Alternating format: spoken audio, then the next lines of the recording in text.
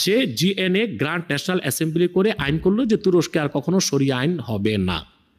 পরবর্তীতে জামালউদ্দিন আফগানি প্যান ইসলামিজমের একটা ধারণা আনলো।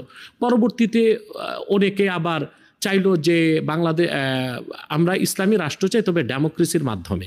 এটা ছিল পশ্চিমাদের একটা সফলতা, যে মুসলমানদেরকে খেলাফার কনসেপ্ট থেকে সরায় দিয়েছিল। তো এদেশের মানুষ খুব খুশি হয়ে গেল, ঠিক আছে খেলাফা পদ্ধতি না থাক সমস্যা কি, ইসলামী শরিয়া রাষ্ট্র তো হবে। কিন্তু আমরা আগ থেকেই বুঝি যে ডেমোক্রেসির বলয়তে ঢুকে কখনো শরিয়া রাষ্ট্র হতে পারে না। তো এখন বাংলাদেশে অনেকগুলো দলই ইসলামী রাজনীতির ব্যানারে আন্দোলন করেছে যে আমরা ইসলামী রাষ্ট্র চাই, তবে ডেমোক্রেসির মাধ্যমে। এখন হচ্ছে জর্জ সরোসের চক্রান্ত, বাংলাদেশে আর কেউ ইসলামী রাষ্ট্র চাইতে পারবে না, সে কল্যাণ রাষ্ট্র চাইবে। অর্থাৎ জর্জ সরোসের থিওরিটা যদি, রাষ্ট্রচিন্তা যদি প্রতিষ্ঠিত হয় বাংলাদেশে, এই ফরহাদ মজারের মাধ্যমে, সলিমুল্লাহ খানের মাধ্যমে, রাখাল রাহার মাধ্যমে, আর আমার এই বিবেকহীন সমন্বয়কদের মাধ্যমে, তাহলে চিরতরে বাংলাদেশে ইসলামী রাষ্ট্র প্রতিষ্ঠার স্বপ্ন চলে যাবে।